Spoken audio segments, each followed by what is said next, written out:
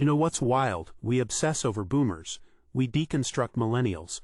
We study Gen Z like they're some fascinating new species. But there's this huge group of people sitting right in the middle, almost invisible. Generation X, born between 1965 and 1980. And their psychology is probably the most misunderstood of anyone alive. They're your coworker who just gets it done without a fuss. The parent who can seem a little oddly detached sometimes. The people who literally built the internet, but would never dream of posting their breakfast online. To understand Gen X, you have to start with one image. It's 1978. You're 8 years old. You walk home from the bus to an empty house. Both your parents are at work. No smartphone, no Ring camera, no way for anyone to check if you're even okay.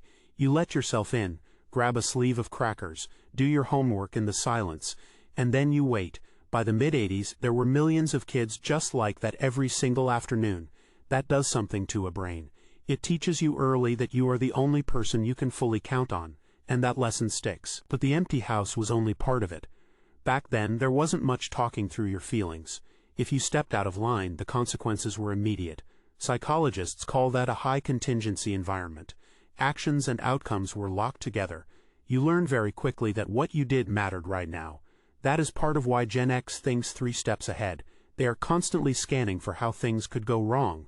Not because they like anxiety, because their brain learned that being unprepared had consequences.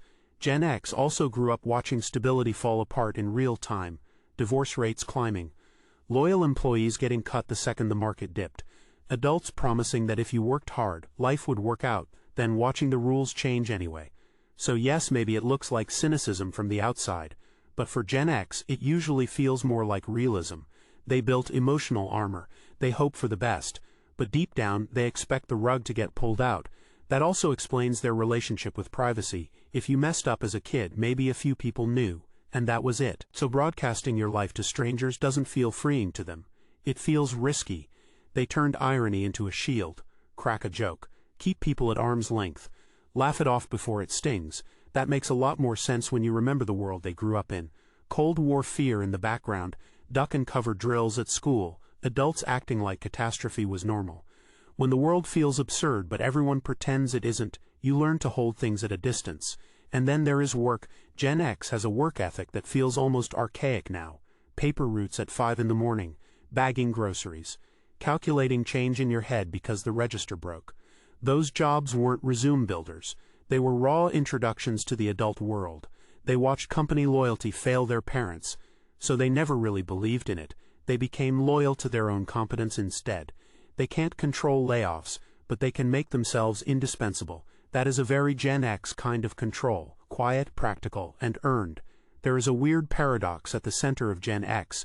They are intensely independent, and also quietly collaborative. They'll almost never ask you for help. But if you need them, they'll usually show up. No speech, no performance, just results. That comes from growing up in a world where reliability mattered more than emotional display. Their relationship with authority is complicated too. They respect skill, not titles. If you've earned your spot, they'll follow you. If not, they have almost no patience. They also took repeated economic hits. The dot-com crash, the 2008 crash.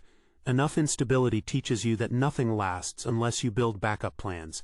That is why Gen X can be incredibly capable in a crisis, but often uneasy depending on anyone else, because asking for help can feel less like connection and more like defeat.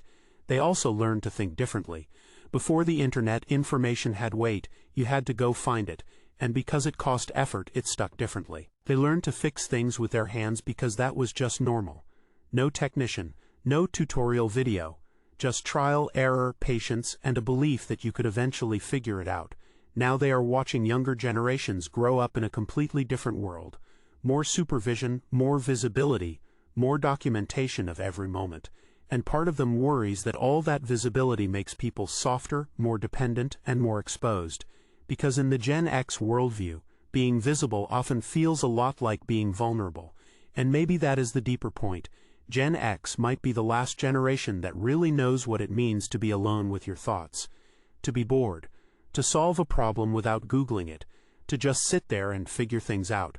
They are not better than anyone else. Just shaped by a very specific moment in history.